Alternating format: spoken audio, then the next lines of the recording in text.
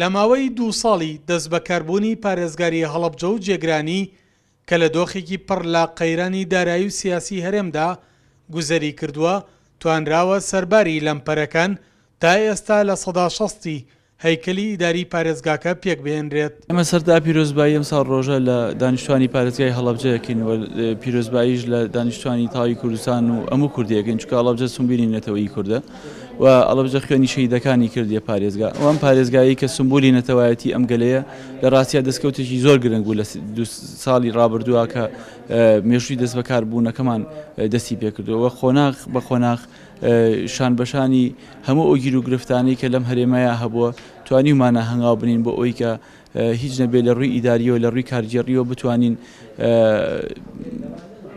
لە 160 پەیکەری ئیداری ئەم پارێزگایە پێک بێنین. لە 2 ساڵی ڕابردووشدا توانراوە بەشێکی زۆر لە بەڕێوەبەرایەتیە گشتیەکان بهێنرێتەوە هەڵەبجە. تا ئێستا لە کۆی ئەو سیانزە بەڕێوەبەرایەتیە گشتی کە بڕیارە بۆ پارێزگایەک دروست بکرێ، فەرمانی نوێیان دەرچووە لەو بەڕێوەبەرایەتیە گشتیانە و هەشتیان بە وەکالەت بەڕێوەبەرەکانیان دەست بەکار بوون، دانەیەکیان ماوە تا ئێستا و بەڕێوەبەرەکان یا ئەو فەرمانگانی لە ئاستی پارێزگان هەم بە نووسینگە هەم بە بەڕێوەبەرایەتی هەم بە فەرمانگە تاوەکو ئێستا فەرمان بۆ نزیکەی 90یان دەرچووە کە هەندێکی زۆری ماوە، بە تایبەتی ئەوانەی وەزارەتی دارایی وەزارەتی پیشەسازی تاوەکو ئێستا هیچ کام لەو بەڕێوەبەرایەتیانە نەکراوەتەوە، ئەوانی بەغاش بە هەماشیەوە نەکراوەتەوە.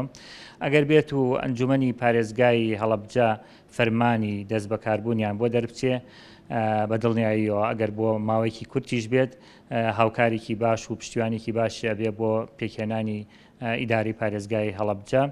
کاندیدا پێشنیارکراوەکانی ئەنجومەنی پارێزگای هەڵەبجە داواکارن ئەنجومەنی وەزیران چیتر فەرمانی دامەزراندنی ئەو ئەنجومەنە پشتگوێ نەخات، چونکە کۆی لایەنە سیاسیەکان ڕێکەوتنی سیاسیان واژۆ کردووە. وەک شەقامی هەڵەبجە، وەک داخوازی خەڵکی هەڵەبجە، وەک کاندیدانی هەڵەبجە داوا لە ئەنجومەنی وەزیران و حکوومەتی هەرێمی کوردستانەکەن، چیتر ناکرێ ئێمە کات بە فیڕۆبین لەبەرەوەی کاتێکی کەم ماوە بۆ هەڵبژاردننی ئایندە، بۆیە پێویستە حکوومەتی هەرێمی کوردستان چاوەڕێی هیچ لایەن و تاقمێک نەکا بۆ ئەوەی ئەم ئەنجومەنە پێک بێت، لەبەرەوەی هەمویان کۆبوونەتەوە هەمومان دەزانین گرفتەکان لەکوێ بۆ بەزووترین کات ئەم ئەنجومەنە پێک بێت.